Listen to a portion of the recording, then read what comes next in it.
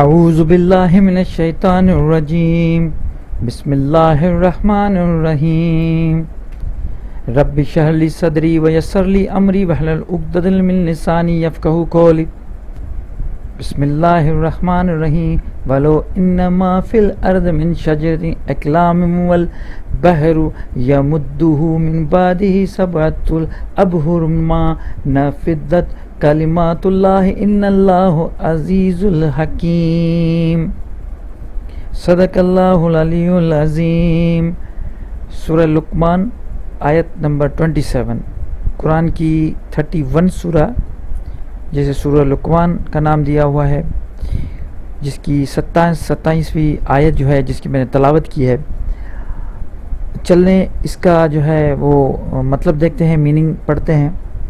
اور اگر یوں ہو کہ زمین میں جتنے درخت ہیں قلم ہو اور سمندر سیاہی ہو، اس کے بعد 7 سمندر اور مل جائیں تو خدا کے کلمات ختم نہ ہوں گے، بے شک خدا غالب حکمت والا ہے۔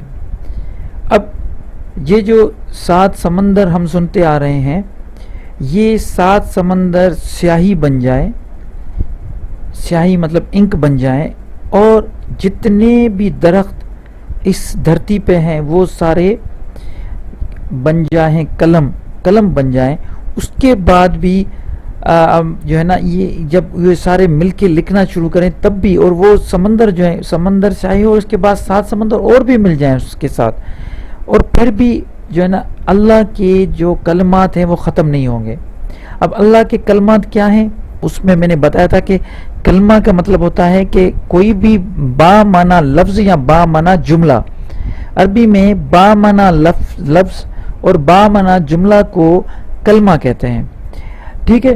کوئی بھی ایسا سینٹنس، کوئی بھی ایسا ورڈ جس کی کوئی معنی نکلے اس کو ہم کہتے ہیں کلمہ۔ تو یہاں پہ اس آیت میں اللہ تعالیٰ فرماتے ہیں پوری دنیا کی جو سمندر مل جائیں اور یہ پوری دنیا کے جو بھی درخت ہیں وہ سارے قلم بن جائیں، اس کے بعد بھی اللہ کی جو کلمات ہیں وہ ختم نہیں ہوں گے۔ اب کلمات کہاں پہ ملیں گے؟ ہم یہ سوچیں گے کہ اللہ کے کلمات کہاں پہ ہیں۔ اب لوگ یہ سوچتے ہیں کہ بھائی جو ہے نا اللہ کے کلمات آپ کو کہیں اور ملیں گے، نہیں۔ جو قرآن شریف کی الحمد سے لے کے والناس تک جو پورا قرآن شریف ہے، یہ پورا لفظ بلفظ اللہ کے کلمات ہیں، اور ساتھ ہی ساتھ یہ پوری صورت آیات یہ سب کچھ جو ہیں یہ کلمات ہیں۔ یہ اس کو اس لیے تو کہتے ہیں کہ یہ ختم نہیں ہوں گے۔ کیسے ختم نہیں ہوں گے؟ وہ اس طرح جیسے ہمارے جو لوگ ہیں وہ انہوں نے کیا کیا ہے، اس پہ ٹرانسلیٹ کر کے اور چھوڑ دیا ہے قرآن شریف کو۔ لیکن میں آپ کو یہ بتاؤں کہ اس میں اتنی ڈیپ نالج ہے کہ آپ ایک مرتبہ آپ کی ایک زندگی پوری جو ہے نا وہ کم پڑ جائے گی اس کو سمجھنے کے لیے۔ ہم نے پوری ٹرانسلیٹ بھی کر دیا، ہم نے ٹرانسلیشن بھی پڑھ لی، لیکن اس سے جو ہمیں اخذ لینی تھی چیزیں، جو ہمیں جو اس سے جو فائدہ لینا تھا وہ ہم شاید وہ نہیں لے پا رہے۔ اس کی وجہ یہ ہے کہ ہم اس کے ڈیپ میں اس کو ایکسپلور نہیں کر پا رہے۔ اس کو ایکسپلور کرنے کا جو سب سے بڑا مسئلہ ہے وہ یہ ہے کہ ہمیں یہ جو ہے نا ہم خود اس پہ کام کر ہی نہیں رہے، ہم دوسروں پہ ڈیپینڈ کر رہے ہیں۔ ہم دوسروں کے پاس جا کے، دوسرے لوگوں کے پاس ہم جا رہے ہیں کہ ہمیں قرآن سمجھائیں، ہم دوسری کتابوں کو دیکھ رہے ہیں کہ اس سے ہمیں قرآن سمجھ آئیں۔ ڈائریکٹ جب ہم قرآن کو سمجھنے کی کوشش کرتے ہیں تو ہم نل بٹا نل ہم کورے بن جاتے ہیں، کیونکہ ہمیں عربی آتی نہیں ہے تو ہمیں کہاں سے سمجھ آئے گا۔ دوسرا نمبر 1 تو یہ بات ہے۔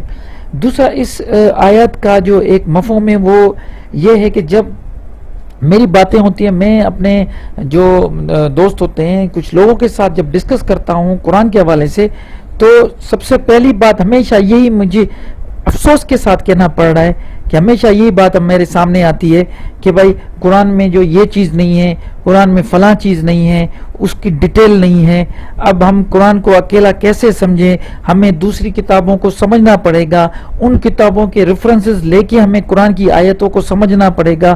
اس کا ریزن یہ ہے کہ قرآن جو ہے نا وہ کھول کے سمجھایا نہیں ہوا، اس کو جو ہے نا وہ بالکل اس طرح ہے، اگر ہم اس کو تھوڑا بھی اگر اس پہ ہم مطلب پڑھیں گے اور سمجھنے کی کوشش کریں گے تو استغفر اللہ ہماری ہمارے ساتھ ہم غلطی پہ ہوں گے، ہمیں گناہ ملے گا.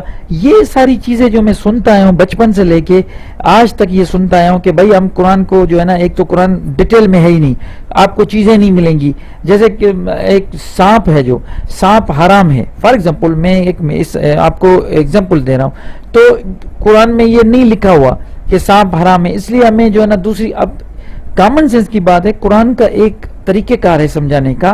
اس میں لکھا ہوا ہے کہ یہ جو چوپائے ہے وہ حلال ہے، رومیننٹ حلال ہے. رومیننٹ کا مطلب ہوتا ہے وہ جو جگالی کرتے ہیں اینیمل. آپ نے دیکھا ہوگا جس میں جگالی کرنے والے اینیملز وہ ہیں جیسے بکری ہو گئی، گائے ہیں، اونٹ ہے، جراف ہیں. ایسے جو بھی جانور جو منہ چباتے ہیں، جن کے جو اسٹمک ہوتا ہے وہ کمپاؤنڈ اسٹمک ہوتا ہے، اس میں ایکچولی اندر گرائنڈنگ نہیں ہو پاتی، تو وہاں پہ بیکٹیریاز ہوتے ہیں جو ہمارے، یہ سمجھیں کہ جو ہربیورس اینیملز ہیں وہ کیا کرتے ہیں، جب گھاس کو کھاتے ہیں تو ان کی جو اسٹمک میں وہ جب گھاس جاتی ہے تو وہاں پہ بریک ڈاؤن ہوتا ہے تھرو بیکٹیریا کے، تو وہ اس کو بار بار گرائنڈ کرنے کی ضرورت پڑتی ہے، پھر وہ جگالی کرتے ہیں. جیسے ہم نے بکری کو بھی دیکھا ہوگا، وہ بیٹھ کے کھانے کے بعد بیٹھ کے اور جگالی کرتی رہتی ہیں، اس کے جو جا وہ چلتے رہتے ہیں. اسی طرح اگر آپ گائے کو دیکھیں تو وہ بھی اسی طرح چلتی رہتی. تو میں آپ کو بتاؤں، یہ جو گائے ہے، بکری، یہ سارے کیا ہیں؟ اب قرآن نے بتا دیا کہ یہ ساری چیزیں آپ کے لیے حلال ہیں. ٹھیک ہے، اس کا مطلب ہے ریسٹ آف آل جو بھی ادر اینیملز ہیں جو ان کیٹیگری میں نہیں آتے وہ حرام ہو گئے. تو اب اس میں پریشان ہونے کی بات نہیں ہے ہی نہیں. اب آپ کیا کہتے ہیں، نہیں آپ نے دیکھتے ہیں کہ ڈڈو جو ہے وہ حلال ہے، حرام ہے. یہ نانگ، یہ اپنا کیا کہتے ہیں، سانپ، یہ حرام ہے یا حلال. اب یہ مجھے آج تک یہ سمجھنے میں نہیں بات ہے، آج تک لوگوں نے یہ نہیں سمجھا کہ قرآن کا جو ایک طریقہ کار ہے، جو سمجھانے کا طریقہ کار ہے وہ الگ ہے. تو لوگ کیا کہتے ہیں کہ قرآن میں یہ چیز موجود نہیں ہے، فلاں چیز کی ڈیٹیل نہیں ہے، فلاں، اور اللہ اس کے برعکس کہہ رہا ہے کہ میں نے آیتیں کھول کے بیان کی ہیں.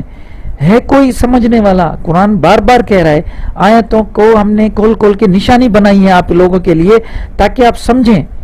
لیکن آپ کی طرف سے، لوگوں کی طرف سے یہ رپلائی آ رہا ہے کہ قرآن ڈیٹیل ہے نہیں. پھر سورہ لقمان میں 27ویں آیت میں کلیئر کہا گیا ہے کہ اگر سمندر جو ہے نا، 7 سمندر، سارے سمندر اور یہ جو دریا ہیں یہ مل جائیں، یہ سارے مل جائیں اور یہ سیاہی بن جائیں اور پورے درخت جو ہے وہ قلم بن جائے، پھر بھی اللہ کے کلمات ختم نہیں ہوتے اور آپ کہتے ہیں کہ ان کو ڈیٹیل نہیں ہے. تو مجھے بڑا افسوس ہوتا ہے جب یہ کسی کے منہ سے یہ سنتا ہوں کہ قرآن میں ڈیٹیل نہیں ہے. میں کہتا ہوں کہ لوگوں نے ابھی تک قرآن کا ایک اسکریچ، ایک چھوٹا سا جو ہے نا وہ سمجھ نہیں پائے، چھوٹا سا ایک حصہ بھی نہیں سمجھ پائے لوگ، کیونکہ قرآن اتنی بڑی چیز ہے. میں تو جتنی مرتبہ آیتوں کو پڑھتا ہوں، غور کرتا ہوں، اتنی زیادہ جو ہے نا نئی چیزیں ملتی ہیں، نئی چیزیں ڈسکس کرنے کو ملتی ہے. قرآن کا ایک بہترین، یہ ایک ایسا معجزہ ہے جو پوری، جب سے دنیا ہے تب آخر تک یہ قرآن جو ہے یہ چلتا رہے گا. اور اس قرآن کے جو بھی معجزہ، جو بھی چیزیں ہیں، وہ ہر دور میں، ہر زمانے کے لیے وہ بالکل زندہ ہے. یہ نہیں سمجھیں کہ وہ صرف یہ کچھ زمانے کے لیے یا کچھ لوگوں کے لیے ہے، نہیں، وہ پوری انسانیت کے لیے. رحمت للعالمین کہا گیا ہے تو وہ پورے انسانیت کے لیے. جب وہ پوری انسانیت کے لیے ہے تو پھر کیوں ہم یہ کہتے ہیں کہ فلاں چیز نہیں ہے، اس چیز کی ڈیٹیل نہیں. قرآن میں کیوں ڈیٹیل ہوگی؟ جس چیز کی ضرورت ہوگی، جب آپ سورہ نساء اٹھائیں، آپ اس کو پڑھیں. سورہ نساء میں آپ کو جب وراثت کا قانون آتا ہے تو اللہ نے ڈیٹیل میں لکھا ہے کہ یہ چیزیں آپ کو جو ہے نا، یہ وراثت میں اتنا وہ اس میں میتھمیٹیکل حساب لکھا ہوا ہے، کیونکہ ضرورت ہے تو دیا ہوا ہے. پھر آپ جب کسی بھی چیز کا آپ طلاق اور شادی کا جب مسئلہ ہوتا ہے تو اس میں ایک جو محرمات ہیں ان پہ بتائیں، یہ عورتیں ہیں، ان سے آپ شادی نہیں کر سکتے. ڈیٹیل ہیں، بہن ہیں، اس کے بعد بہن کی بیٹی، ماموں، مطلب پورا ڈیٹیل دیا ہوا ہے. تو اس پہ ہم یہ بات نہیں کرتے، ہم کہتے ہیں نہیں. وہ تو ڈیٹیل کی جب آپ بات کرتے ہیں تو اس میں اتنا ڈیٹیل ہے کہ آپ سوچ بھی نہیں سکتے، کیونکہ ہمارے ساتھ سب سے جو بڑا مسئلہ یہی ہے. میں تو ہمیشہ یہی کہتا ہوں کہ اصل جو چیزیں ڈسٹرب ہو رہی ہیں، لوگوں کو سمجھ میں نہیں آ رہی بات، آج تک قرآن کو ایکسپلور نہیں کر پا رہے لوگ. اس کے پیچھے مسئلہ یہ ہے کہ اس قسم کی آیات جو ہے نا وہ لوگوں کو بتاتے ہی نہیں ہیں. جب جمعے کا خطبہ ہوتا ہے تو جمعے کے خطبے پہ یہ چیزیں، ان چیزوں کو فروغ دینا چاہیے، ان چیزوں کو بتایا جانا چاہیے کہ بھائی آپ لوگ قرآن کو پڑھیں، قرآن کو اس طریقے سے پڑھیں تاکہ آپ خود اس کا حصہ بن جائیں. جو آیات آپ کو سمجھ میں آ جائیں تو اس آیات کو اپنی زندگی کا حصہ بنائیں.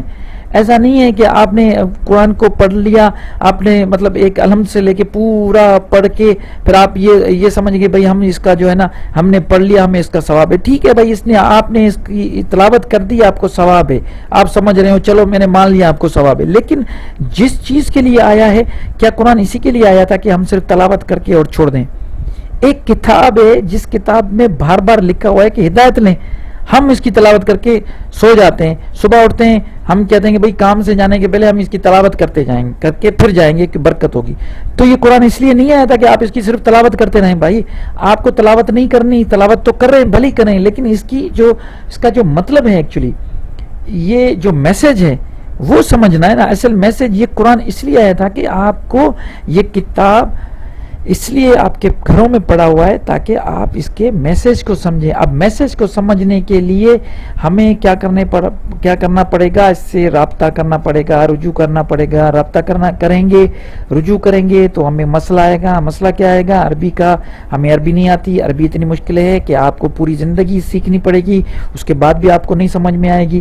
نہیں بھائی، عربی 3 مہینے میں آپ قرآن کو ایزیلی سمجھنا شروع کریں گے اگر تھوڑی محنت کریں گے. میں تو یہ بار بار ہر لیکچر میں یہی باتیں کرتا ہوں کہ تھوڑا اپنے اوپر جو ہے نا رحم کریں اور قرآن کو پڑھیں.